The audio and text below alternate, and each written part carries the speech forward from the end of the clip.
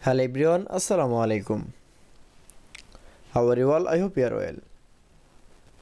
Welcome back to my channel in this new video.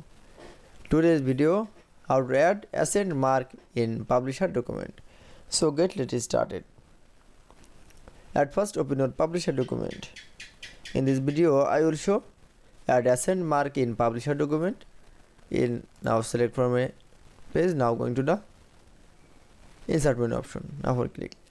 Then click for a symbol option. Now click for a more symbol. Then you can see more symbol. Now scroll your mouse. Now click for a. Then click for a accent mark option. Now click for insert. Now close the window. Now select from a accent mark in the size.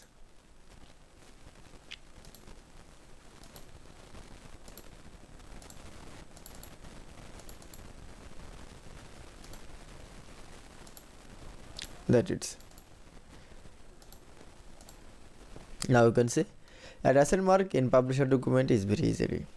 I hope to enjoy the video. Please like, comment, share and subscribe my channel. Thanks for